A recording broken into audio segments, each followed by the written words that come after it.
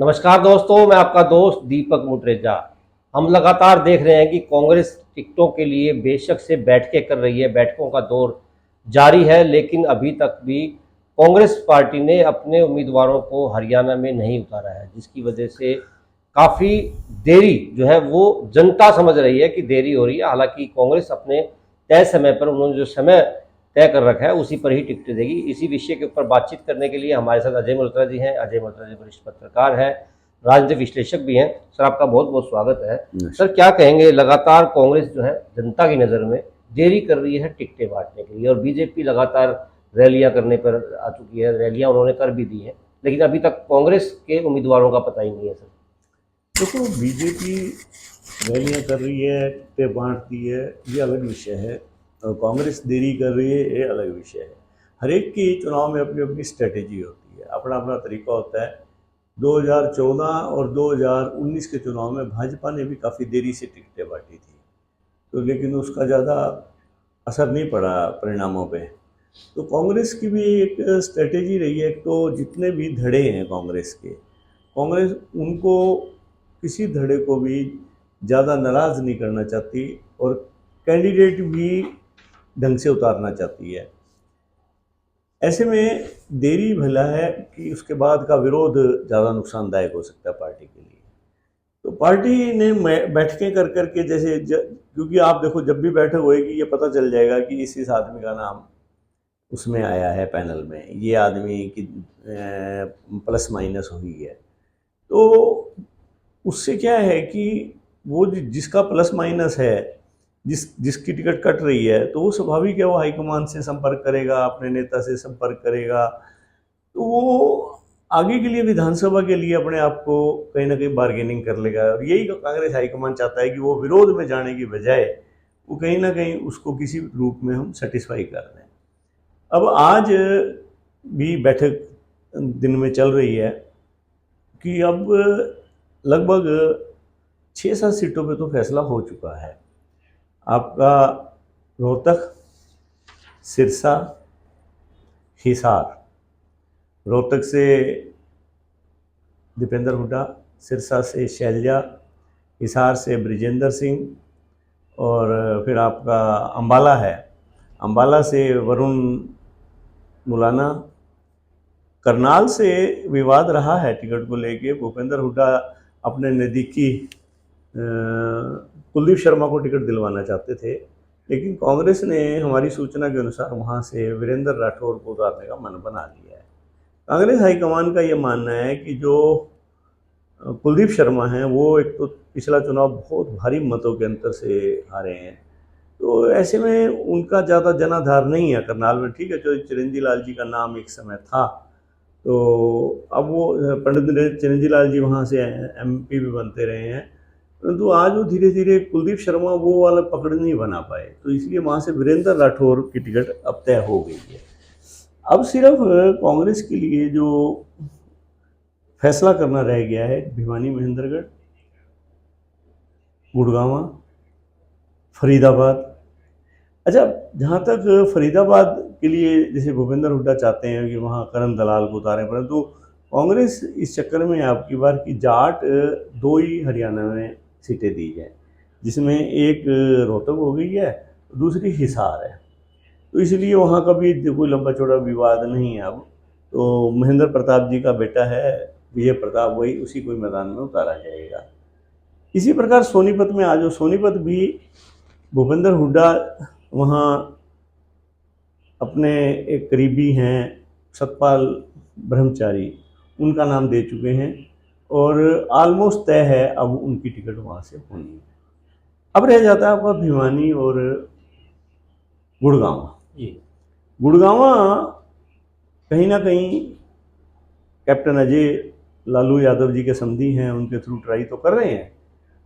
अब कांग्रेस हाईकमान के सामने 2 विकल्प हैं, भिवानी में और गुड़गांव में, दोनों में अहीर को टिकट दें या एक को दें। अहीर मतलब कि भिवानी महेंद्रगढ़ देते हैं दान सिंह को, तो फिर वहाँ नहीं दे पाएंगे, वहाँ देंगे तो फिर मतलब कि या दोनों को दे दें या एक को दें। अगर भिवानी में जिस प्रकार से सूचनाएं आ रही हैं कि दान सिंह की टिकट लगभग तय है अब, क्योंकि किरण चौधरी को उन्होंने बोला था चुनाव लड़ने के लिए। श्रुति के साथ भी वही स्थिति आई जो श्रुति चौधरी के साथ जो कुलदीप शर्मा या जेपी के साथ हिसार में, वे आप बड़े मार्जिन से चुनाव हार चुके हैं वहाँ पे और दो दो बार चुनाव हार रहे हैं। अच्छा, फिर श्रुति को जो पॉजिटिव पॉइंट था चौधरी बंसीलाल का पॉजिटिव पॉइंट था, उनकी पोती है, परंतु कांग्रेस विनेबिलिटी को ज़्यादा भी देख रही है। तो कांग्रेस का ये मानना है कि अगर फिर उतारना ही है तो किरण चौधरी जी को मैदान में उतारो। किरण चौधरी जी हरियाणा की राजनीति छोड़ के केंद्र की राजनीति में नहीं जाना चाहती हैं अभी। उनका मतलब ये है कि अभी हरियाणा के अंदर अपनी जोर आजमाइश जारी रखी जाए, आने वाले विधानसभा में यहाँ दो दो हाथ करे जाए। तो अब ये मानो कि अब भिवानी भी दान सिंह की टिकट लगभग तय है।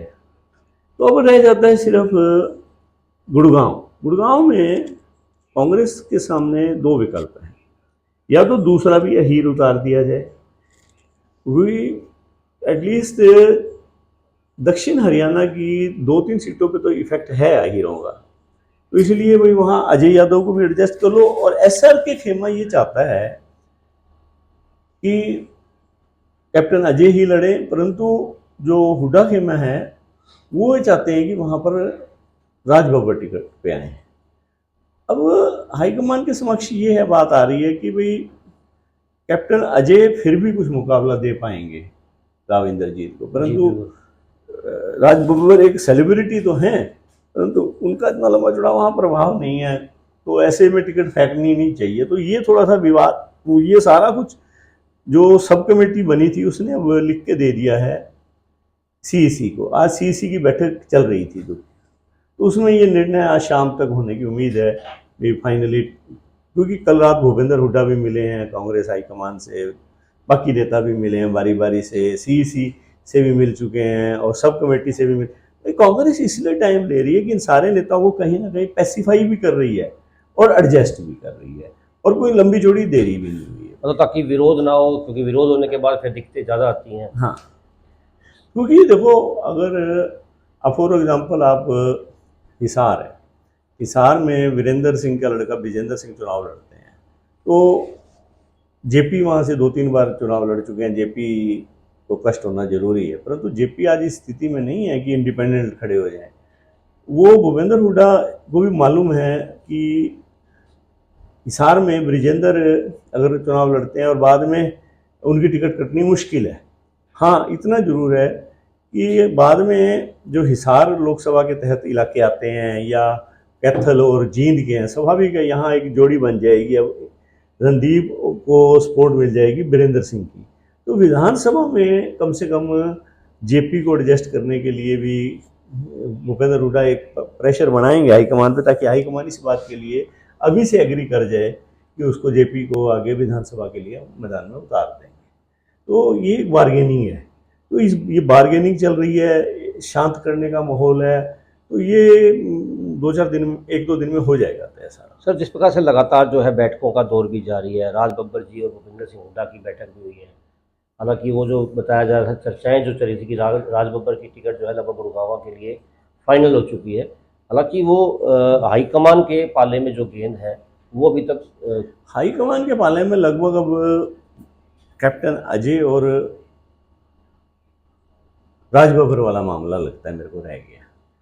हाईकमान के सामने अब ये है कि 2 अहीर खड़े करे जाएं या ना करे जाएं, और राज बब्बर की क्या स्थिति रहेगी, क्योंकि देखो गुड़गांव भूपेंद्र हुड्डा का भी ज़्यादा प्रभाव क्षेत्र नहीं है। ये माने कि उनके कैंडिडेट को नहीं दी, जैसे सोनीपत और रोहतक भूपेंद्र हुड्डा जी का खुद का प्रभाव क्षेत्र है, तो अब भूपेंद्र हुड्डा जी को उन्होंने सोनीपत, रोहतक और अंबाला और कहीं ना कहीं भिवानी 4 सीटें उनके प्रभाव के हिसाब से दे दी उन्होंने, परंतु अब गुड़गांव में मेरे को लगता है गतिरोध है। तो भूपेंद्र हुड्डा ये चाहते हैं कि कहीं ना कहीं भी राज बब्बर का नाम आगे करके किसी तरह से इसका कैप्टन अजय का नाम कटवाया जाए। तो हाईकमान इस बारे में मंथन कर रहा है भी हमें फ़ायदा किस में है, भी इस बात को छोड़े कि 2 पर्सनल नेताओं की 4 की ईगोज क्या कह रही हैं, पार्टी को किस में फ़ायदा है, क्योंकि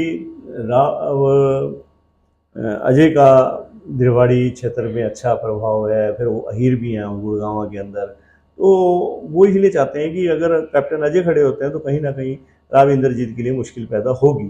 तो अब ये फैसला है, आज सीईसी में हो जाएगा ये फैसला। मतलब आज जो है लगभग टिकटें जो है सारी की सारी हरियाणा की हाँ, फाइनल होने की वो संभावनाएं संभावना हैं। है। और इसके बाद आज देखो ना, अभी 22 तारीख हुई है, आज नहीं तो कल हो जाएगा। 22-23 को अगर ये फैसला हो जाता है तो फिर भी 7-8 और 25-33 दिन रह जाते हैं, और 29 से शुरू होगा नोटिफिकेशन। तो 3-4 दिन में कोई नेता मेंटली तो प्रिपेयर है, जिन्होंने जी। लड़ना है वो, उन्होंने अपने दिमाग में तो अपने खाके बना ही लिए हैं।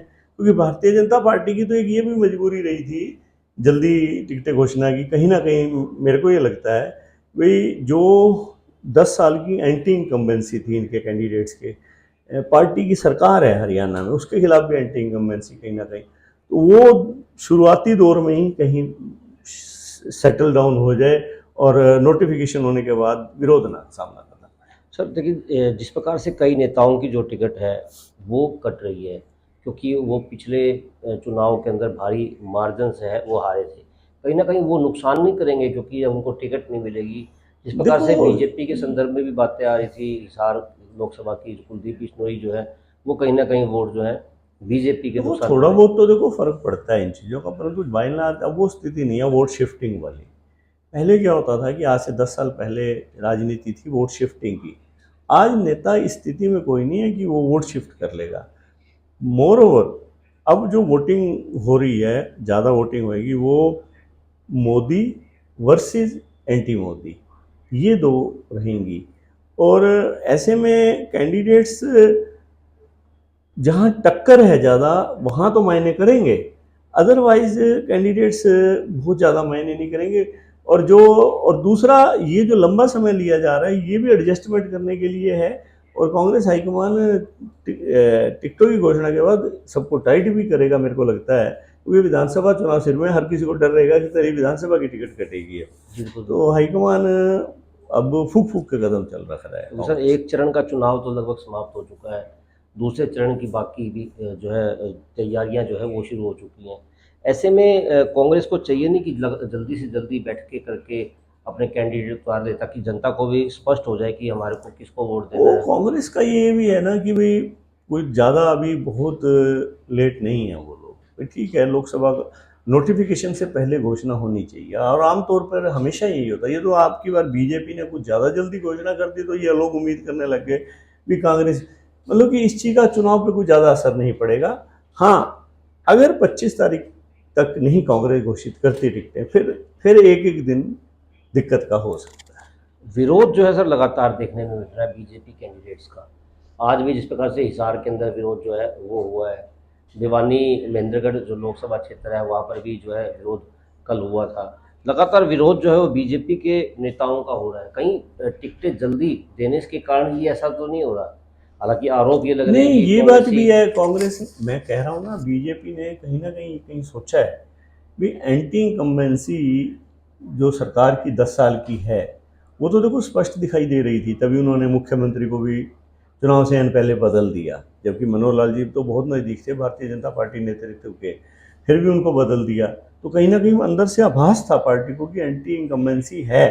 तो उसको सबसाइड करने के लिए टिकटें बड़ी जल्दी घोषित कर दी, ताकि लोग एक महीना जो बीच का 2 महीने है, एक महीना तो कंपेन में निकल जाए, एक महीना लोगों की भाप निकल जाए, थोड़ी सी जो गुस्सा है वर्कर को या सपोर्टर को, वो गुस्सा थोड़ा सा ठंडा पड़े। अपन लोग सर जिस प्रकार से नेताओं के इंटरव्यू भी कर रहे हैं, इस प्रकार से लगातार जिस प्रकार से नेताओं के बयानबाजी भी है कि मनोहर लाल जी और अनिल विज को जिस प्रकार से बीजेपी ने हटाया है, तो एक तरह से लोगों के अंदर भी गुस्सा जो है वो भी देखने को मिल रहा है, ज़्यादातर पंजाबी समाज के अंदर। वो पंजाबी समाज में गुस्सा है, इसमें कोई शक नहीं है।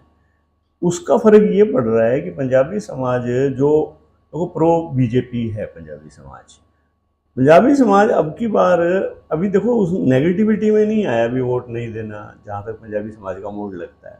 हाँ, इतना जरूर है कि वो जोश और बढ़ चढ़कर सपोर्ट नहीं कर पाएगा, वो कहीं ना कहीं डिमोरलाइज तो है। और वो डिमोरलाइज रहेगा क्योंकि दोनों बड़े नेता रह गए हैं, तो वो उनकी परसेंटेज कम हो सकती है पंजाबी समाज की वोट की। और दूसरा ये है कि जितना पंजाबी समाज एग्रेसिव होकर कंपेन करता है वो अब की बार देखने को कम मिलेगा। मतलब कहीं ना कहीं इसका फायदा जो है दूसरे दलों को मिल सकता है। हाँ, थोड़ा बहुत फायदा तो होता है इन चीज़ों का, क्योंकि आप एक बड़ा समुदाय है, उसके नेतृत्व दो नेता अगर बाहर का रास्ता दिखा दिया उनको, तो कहीं ना कहीं थोड़ा बहुत असर आएगा, थोड़ा बहुत। बिल्कुल दोस्तों, जिस प्रकार से लगातार हम लोग चर्चाएं कर रहे हैं कि कांग्रेस पार्टी जो है आखिरकार देरी क्यों कर रही है टिकटों को लेकर के, जिस प्रकार से नोटिफिकेशन की बात है, जिस प्रकार से पहले जिस प्रकार से नोटिफिकेशन हुआ करते थे, नोटिफिकेशन से जो है पहले सिर्फ कुछ दिन पहले ही जो है टिकटों की घोषणा होती थी। इस बार बीजेपी ने एंटी इनकम्बेंसी को देखते हुए जरूर टिकटों की घोषणा पहले कर दी है, इसीलिए जो है ताकि लोगों के अंदर जितना गुस्सा है वो गुस्सा पहले निकल जाए। हालांकि कांग्रेस को विशेष तौर पर लोग कह रहे हैं कि देरी कर रहे हैं, इसका मतलब यह है कि कांग्रेस अभी देरी पर नहीं है, बिल्कुल तय समय पर और धीरे धीरे अपने सभी नेताओं को एडजस्ट करते हुए सही काम जो है वो कर रही है। आपको हमारी वीडियो पसंद आई तो जरूर हमारे चैनल को सब्सक्राइब करें, लाइक करें और शेयर करें। नमस्कार।